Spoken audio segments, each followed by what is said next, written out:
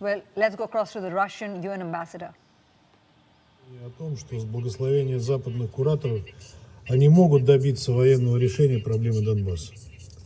Иначе сложно объяснить существенную интенсификацию обстрелов и диверсионных актов на территории республик. СММ ОБСЕ зафиксировал за истекшие сутки. Simply don't exist. How would like to recall that the principle of sovereignty and territorial equality of states and territorial integrity of states, in violation of which we are being accused of violating in Ukraine today, according to the Declaration on the Principles of International Law pertaining to friendly relations between peoples, adopted in 1970, they should be fully complied with as regards states who, and I quote, conduct themselves in compliance with the principle of equal rights and self-determination of peoples, and thus possessed of a government representing the whole people without distinction of race, creed, or color, the whole people living in that territory. End of quote. Today's government in Ukraine simply is not that. And the tragedy in Ukraine started indeed after the illegal coup in Maidan in 2014, when, rather than dialogue with the Russian-speaking citizens of Ukraine, the new authorities brandished guns and airplanes at them. The information and testimony to this end is more than sufficient. However, our Western colleagues prefer not to notice this.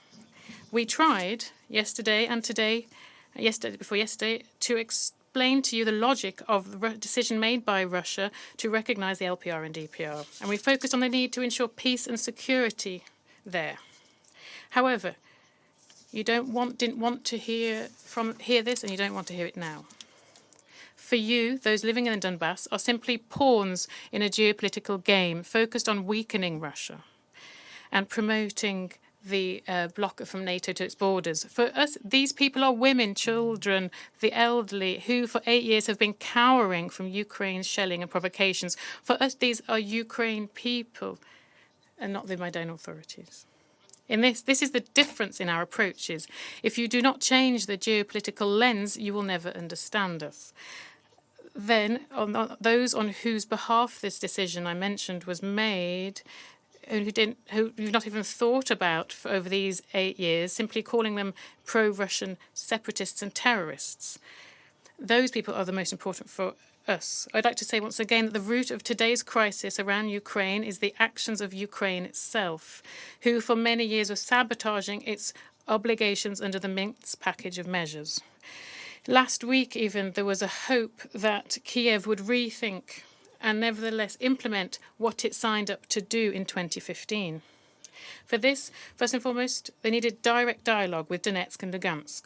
However, further confirmation that Ukraine is not ready for this type of dialogue and steps to grant Donbass special status as set forth in the Minsk agreements, while with the support of this position from Western backers, finally convinced us that we simply cannot force those living in the Donbass to suffer more.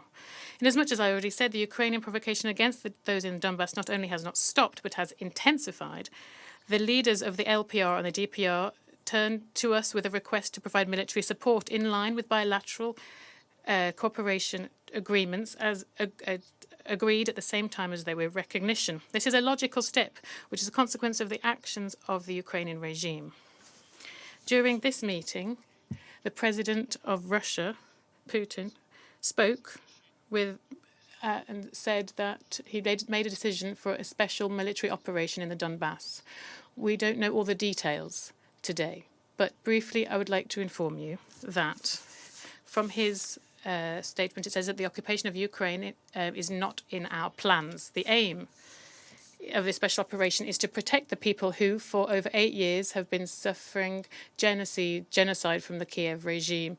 And for this, we will aim to demilitarize and de-genocide in Ukraine, and also support those and hold accountable those who carried out so many crimes against civilians, including citizens of the Russian Federation. This decision was made in line with Article 51 of the UN Charter and the sanction of the Russian Federation and fulfilling the agreement on and recognition of the LPR and DPR.